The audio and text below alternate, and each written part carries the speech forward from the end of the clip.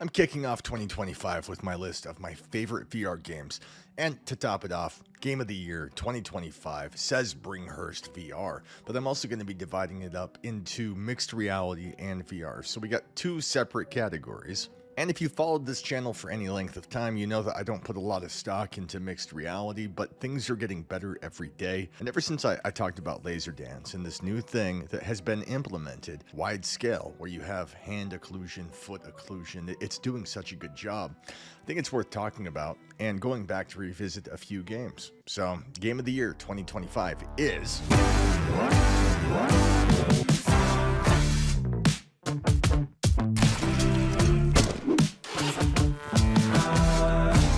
I got to talk about a couple things first. And I'm going to kick it off with what I'm surprised by. If you go to different websites, different lists of people, Game of the Year 2025, it's so hard to nail this down because a lot of them include like Half-Life Alyx. Like they're just saying in the year 2025, what are the best games? But I'm talking about what games came out in the last 12 months that are just killer. And it seems like people have a hard time contending with that concept. They want to include things from 2022 and before, but not me. I want to cover games that have just recently come out. And to kick things off, I'm going to talk about a game that surprises me that it's on so many people's lists, and that is Arken Age. Now, hold on a second. If you're saying, what are you talking about? I loved Arken Age. I'm happy for you. I'm so glad. You're an incredible person, and you have so much going for you. And I'm sure a lot of people love you, so don't do anything drastic here. But when I say that game is just terrible, it's because of this. Who goes there? I thought I heard something. Who goes there? I thought I heard something. I thought Who goes there? I thought I saw something. You there? I thought... Who goes there? You there? I thought I saw something. I thought I heard something. Who goes there? I thought...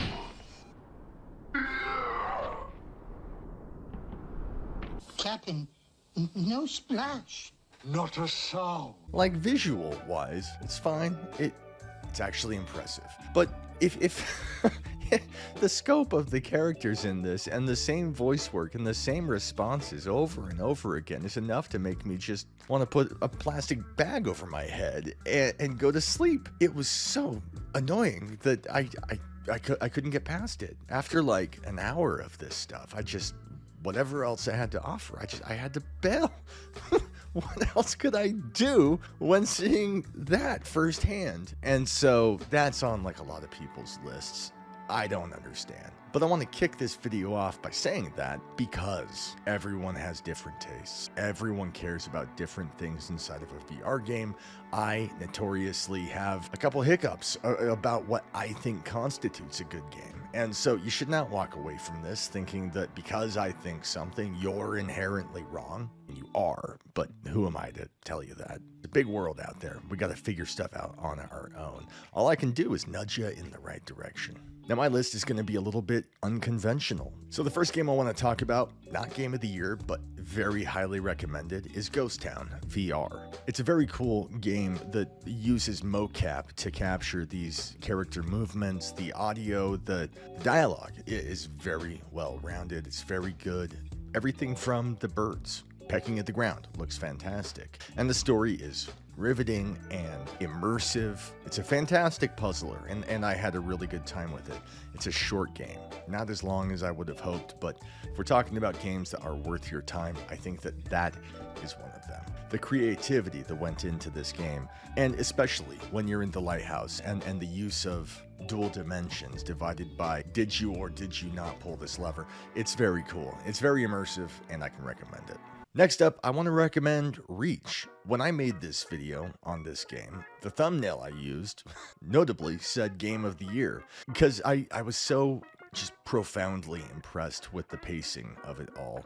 It was so well executed. And there are many moments in that game that do remind me of the final chapter of Alex, if you've played that game, with the kind of trippy anti-gravity scenario that something like, Into the Radius plays with a little bit. But these guys took it up a notch. And it's got this movie magic level of action that just really drags you in, whether you're leaping from a building as a bus is rolling after you, or making good use of your bow and arrow.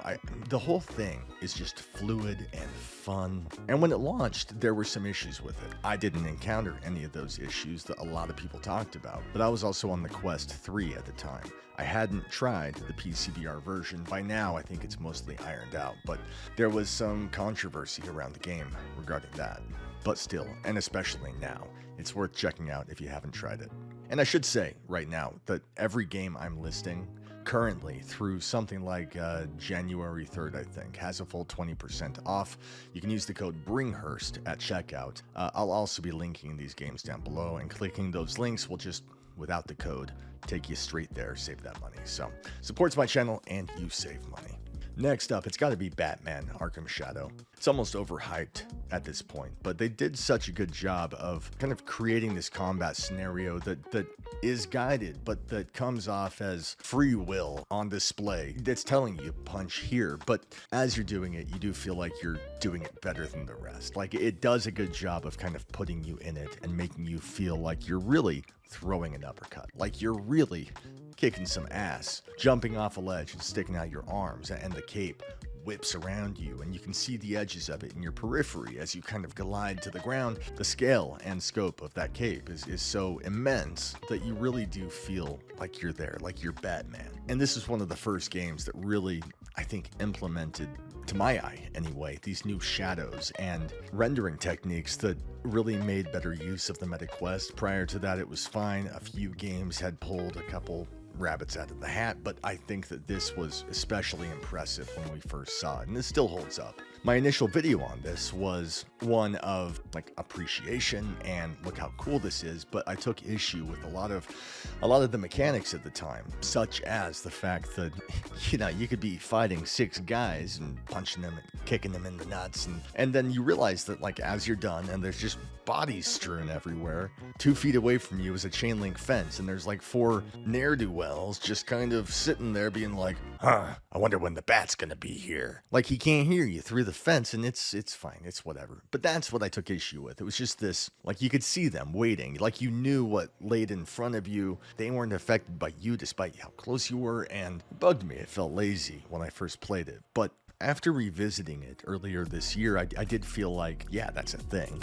Yeah, it's kind of stupid, but the emphasis on the battle mechanics is so good and fulfilling that I think that it makes up for those other weird things, that every game has something weird. And so I like that game, and I can recommend it. Next up is a game called Jacked Up. It's the super stellar fluid experience where you're a buff lunatic and you have to jump, and you jump onto an elevated thing, and then you land, and then you jump again, and you're welcome to keep going and jump some more, and then after that you could jump again onto another level. But on every level there are these buff studs and stuff, and they're like drinking milk, and they're like lifting weights. I could go for a shake or 2. Just chillin', maxin', relaxin'. And then if you want, you can jump again to another level, and then you'll find some dudes there who are like drinking milk and lifting weights, and you can kick them and they'll fall off a ledge. And then you can jump again to another level where there's these guys there who are drinking milk and lifting weights. Obviously, I'm just kidding. Please don't ever play this game. It's the worst thing that's ever happened to me. It's so bizarre and filled with buttocks, weird innuendo, and milkshakes, and jumping, and asses, that it's an anomaly that I only wanted to mention to kind of cleanse myself and get it out of me. Like, it's still in me, and now it's in you. Now I've given it to you, and I'm clean. For real though, next up I have Action Hero by Fast Travel Games. I mean, at a glance you could say that this is another super hot clone, but there's more to it than that. It has more character and life in it. It is a thing where when you move, time moves as well, but you're an action hero, and so before a game starts and after it ends, in your ear you have a director saying, look, that was good, but I think we could do it again. Take 2. ready, set, action. And then something unfolds in front of you. For instance, there's a set piece that's very indicative of Indiana Jones. Action. There's an explosion. There's guys shooting at you, and then a giant rolling rock, a ball, breaks through the wall, and you got to get out of the way. Elsewhere, you're fighting with velociraptors, making your way through elevators and hallways, and race cars whipping past you through the air, exploding barrels. The whole thing is so gargantuan and big in scope and so much fun that whatever Superhot does well, it does so without a soul. It does so without like a compass to kind of get you in the feels, and I think that this does that very well. It really puts you in it and makes you feel like it really is all up to you. And while they're not outright saying, hey, this is an Indiana Jones movie you're taking part in, hey, this is Jurassic Park, it does, with some liberty, lean into that. And it really, for someone who's a fan of these genres and these movies from your childhood, it's cool being there and feeling like in some small way you're taking part in it. Next up, we have mixed reality. We're looking at laser dance. I covered this in the past, as I mentioned, and it's pretty simple. You take a scan of your room, and then once you have that data, you're given 2 pucks. You can put one over here on the wall, one over here on the wall, and then those become stations from which you can spawn and exit. And once those are installed, you'll see a button that says begin.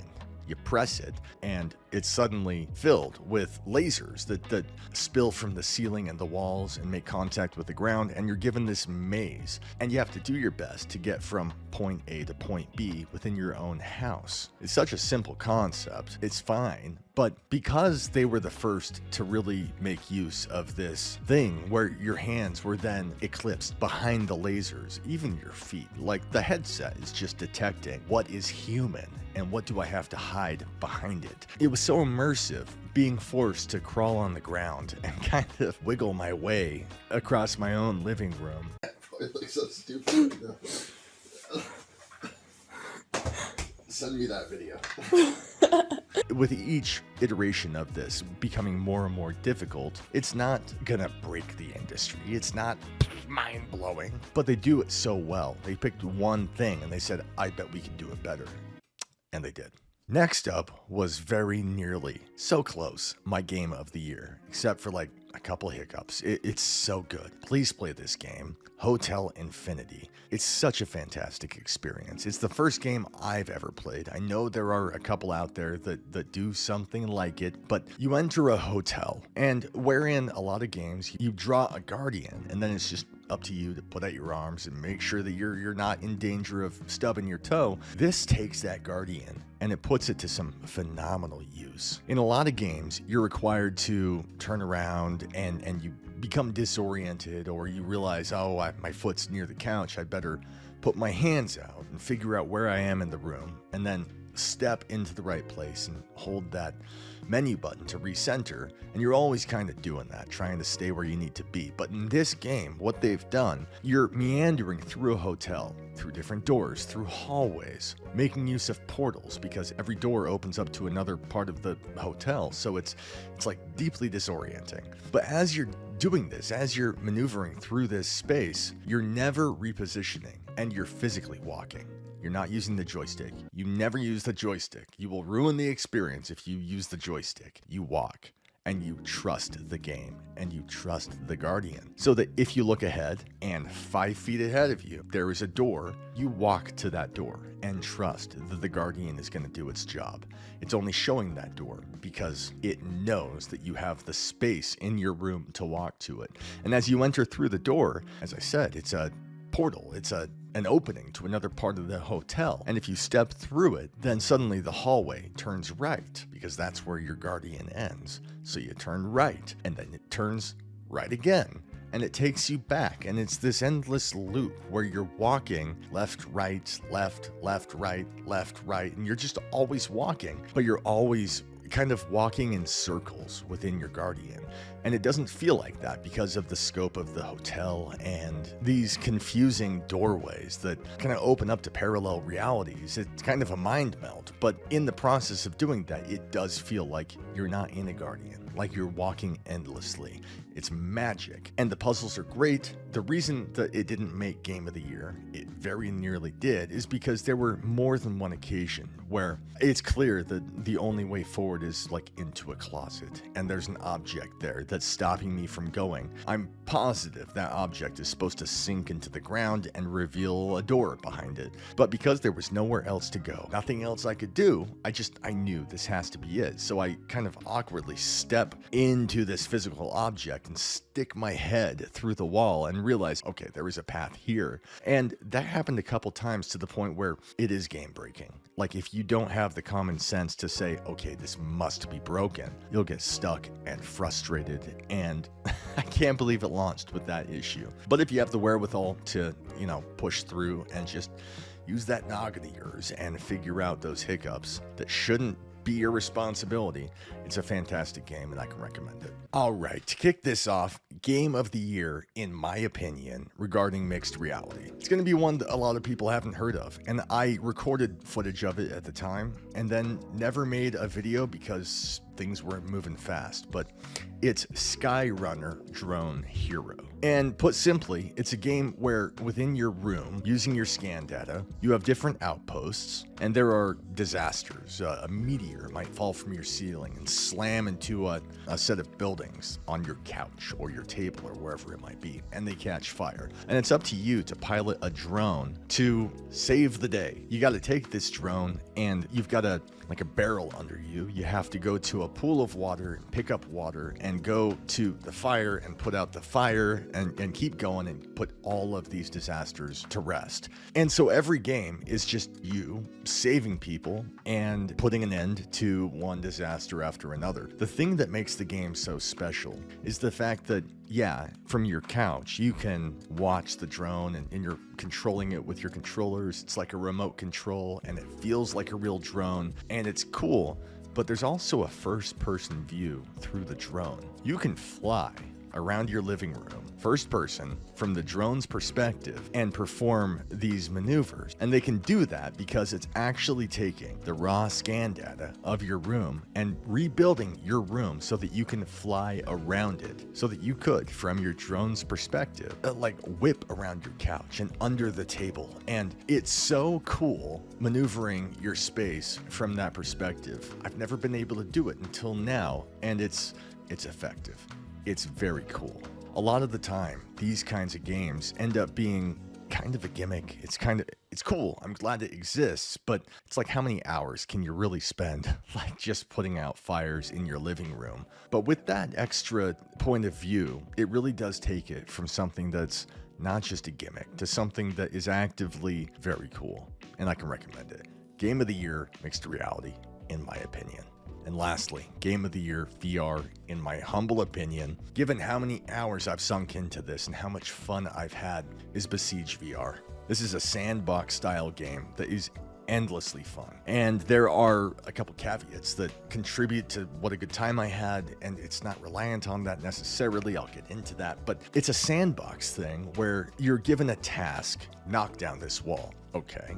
Well, you can do that a number of ways. You want to build some kind of a rig, whether it's a car, a plane, a set of pulleys, a catapult, doesn't matter. It's up to you, as long as you get that wall down. And so what you end up doing is building a car and taking into account the axles and some kind of a battering ram. Just knock it down, it's fine. And then it gets progressively more complex.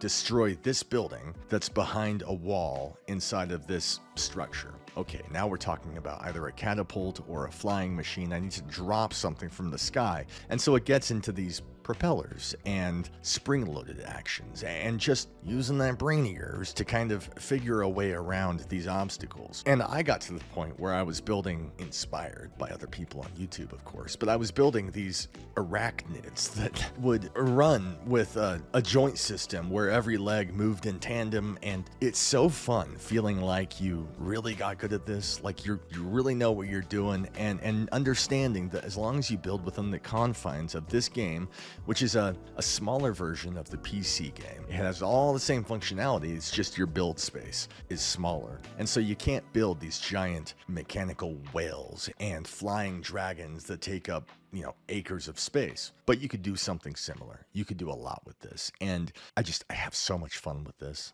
It's my favorite thing in the world.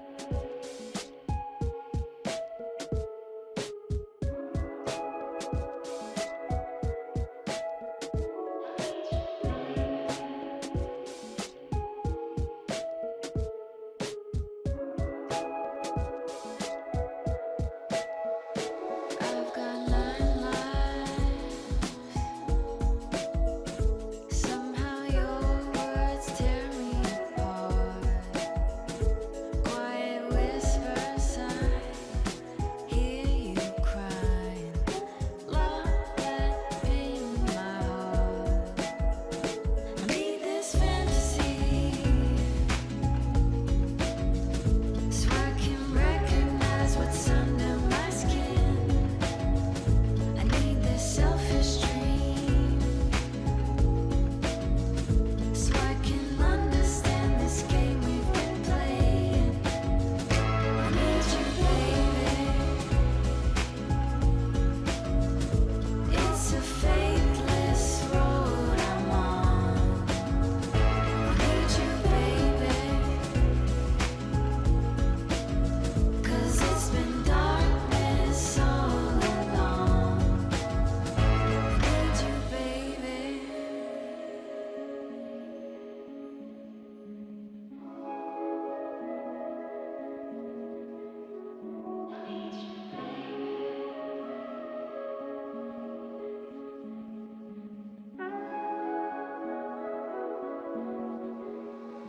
I need this fantasy so I can recognize what's hidden from me. I need this selfish dream so I can understand this heart that's been bleeding. I need you, baby. It's a faithless road I'm on. I need you, baby. 'Cause it's been darkness all along. I need you, baby. It's a faithless road I'm on. I need you, baby. 'Cause it's been darkness all along. I need you, baby.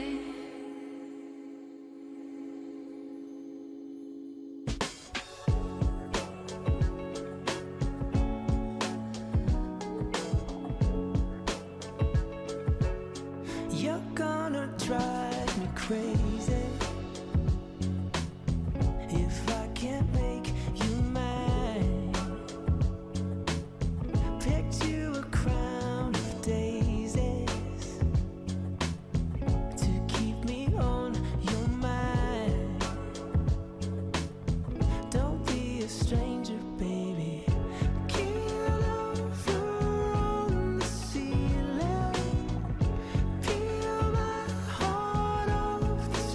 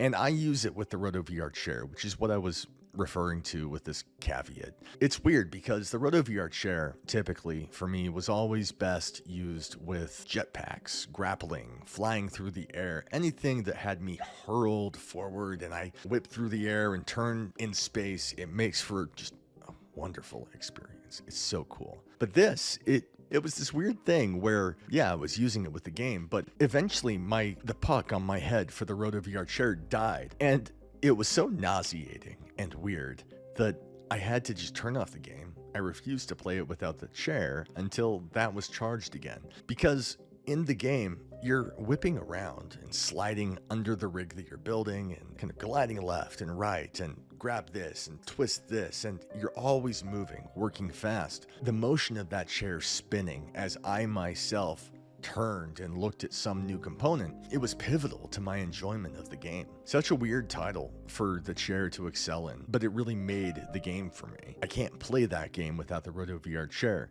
and I give you my word that that's not an ad spot. That's really how I felt. The chair really died, and I really had to turn off the game. But I am going to go ahead and tell you also that the chair right now is on sale, $50 off if you use this code, I think, and there's going to be a link down below if you guys want it. So people debate online all day about, is the chair worth it and why is it this much money? But at the end of the day, it's a heavy piece of hardware that is extremely well made. And if I have to talk about like one accessory that just across the board changes instantly my appreciation for gaming, it's the RotoVR Chair. I love the B-Haptics Vest. It's incredible. I love ProTube. Haptics are amazing. A well-made gun stock can change contractors overnight, but nothing can do what the RotoVR Chair does in terms of the full body vibration that it provides and the feedback, the turning that follows your head movement, and the turning, it almost feels like it's reading your mind. And eventually it'll become second nature and you'll forget it's there, but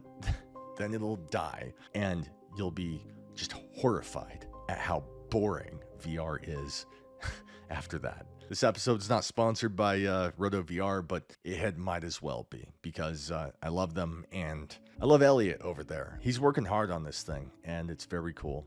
And in my opinion, it makes Besiege VR all the more better, regardless of its Game of the Year status. Now, doubtless I got something wrong. Doubtless you guys have your own list. Feel free to share it down below. All these games will be listed down below, 20% off. And if you want any other game, minus Deadpool to my knowledge, you can use the code BringhurstVR at checkout to save that same money. It's good until very early in January. After that, it's 10% off if you're catching this down the line. Please subscribe and like this video. Do my channel a world of good. And thank you to my members. And look at this, we're growing all the time. And you can join too by clicking right here, which gets you early access content, and on occasion we do marble runs, which is a way of saying thank you and giving back now and again. It's a really good time, and I'd love it if you supported my channel. Get out there, save that money. If you're in search of a MetaQuest headset, the MetaQuest 3S is currently $50 off using my link or my code, and you get an additional $30 Quest cash. It's kind of too late for it to show up in time for Christmas, but all the same, that deal is going away shortly after the new year, so keep it in mind. You guys have been watching BringhurstVR. Godspeed.